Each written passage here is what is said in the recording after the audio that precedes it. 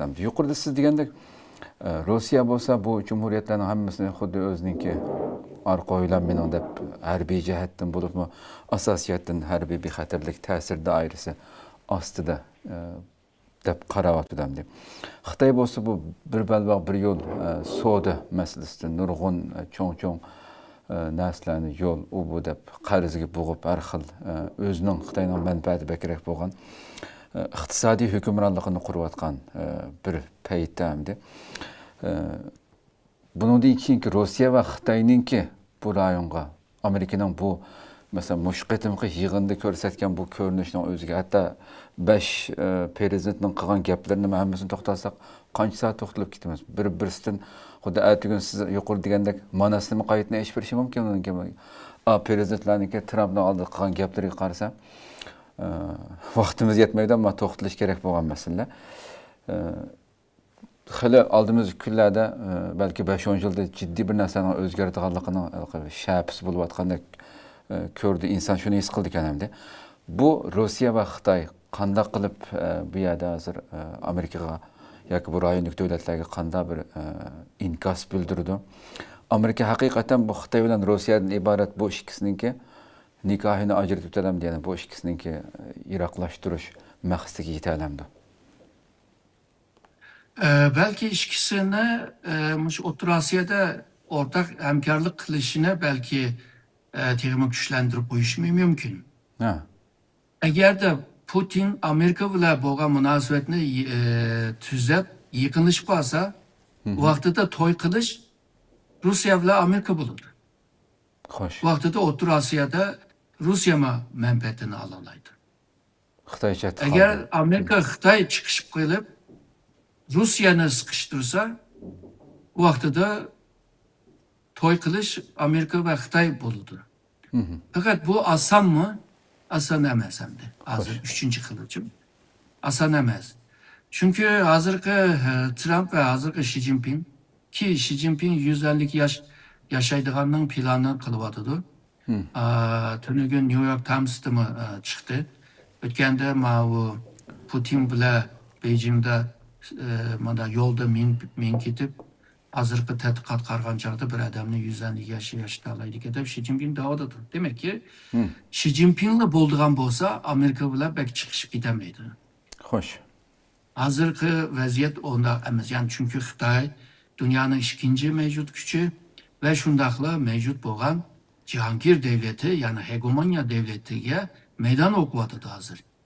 Xo'sh. Yani onun bilan hamkorlik qilish Deng Xiaopingdek adam chiqishi kerak. Yani bu nima emasda. Bu Xi Jinping emas. Eğer de Rusya qaraydigan bo'lsak, Putin mi aşında özününki ötmüş tarixini, mesela Çarlık Rusya Sovyetler vaqtidagi kuchini eslaydigan bir adam emdi. Xo'sh. Shuningga Çarlık Rusya veya bu Sovyetler vaqtida egenligen rayonlar mening rayonim deb tushuntiryotdi. Belki bu Rusya'da tushuntirishning ihtimoli bor, yani tushunalmaydi. Ama başka devletlerde bunu düşünüp gidemeydi bunu. Putin bundaqla bo'ldigan bo'lsa, abaqa degan to'yma bo'lishi tez.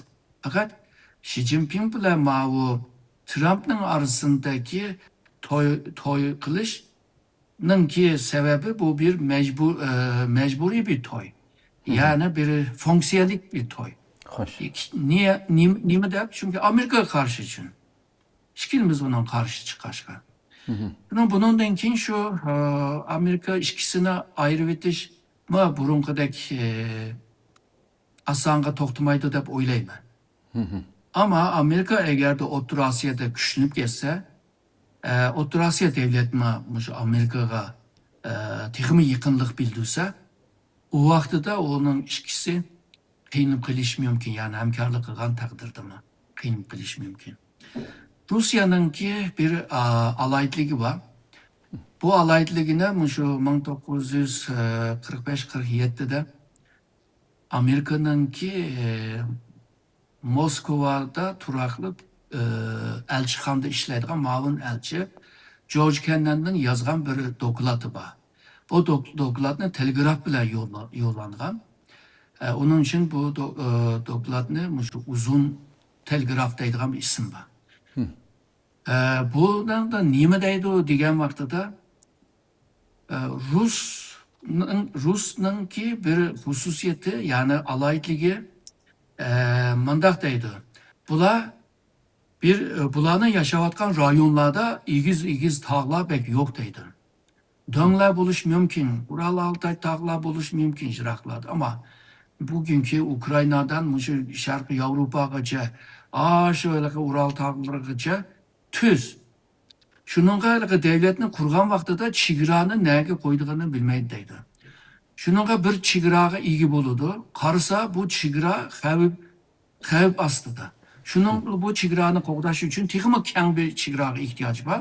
O kengaygan sari o chegiraga ehtiyoj bor. Şunun bilan buni içip halqidek suga tashilganda bunda halqi şeklinde bunda kengaydi bu bunda. Aşınında kengayib xalqlarning chegarasigacha taqashgan gap. Yani Ruslarning kengaymaychilik bir huyi var deydi. Bu tarixdan kelgan deydi. İkincisi deydi, komünizm degan narsa kengaymaychilik huyi var deydi. Bu ikisi birleşken takdirde Ruslar kengaydi, dünya hakim bo'lishga tirishadi. Bununla karşı şu Sovyetni muasırığı iliş siyaseti de onun için soğuk jang başlagan. Demekçi bunu Ruslar O'rta Osiyoni qo'ldan ketkizverse, Kavkazya qo'ldan kesse, Jirak Sharq deydigan rayonları yani Sibirya ve onun ketigimi jirag'i Ruslar nima deymiz milliy manfaatning yadro qismiga chekingan bo'ladi. Şununla O'rta Osiyoni hiç belgisi kelmaydi. Xo'sh. Bütün küçü bilan tirishidi u, shu hozirgi Ukraynani elib bermayman degandek. Xitoymi bo'lsa, hozirgi shu yeni İpek yo'lini davom qildirish uchun Roma degan bu İpek yo'lininki strategiya ahamiyatini. Bu yo'l to'silib qolsa Xitoyni matrabdimi qo'rshab yo'lini to'sab qo'ygan bo'ldi. Xitoy Muşu özünün toprağının içideler boğulup kaladı. Sen hazır kancılık cık nersini işlep çıkarsan mı hakkı setiş ters olurdu. Bu nerslerini işlep çıkarış için ham maddeye ihtiyacı var. Bu dünyanın her yerinden kiliş lazım. Hoş. Eğer de kilemizce, kuruklukta muşu nimede deniz yoluna tosvasıcı ve muşu hava yollarına tosvasıcı. Yani Xitoy boğuldu özünün içinde. Şununla Xitoyma şu garp yolunu içişinlikka çokum tırışıdı. Misalga Han sülalesinde ma şunda kıldı. Tang sülalesinde ma şunda kıldı. Mongol Kubilay vaxtida tabii aşina oldu.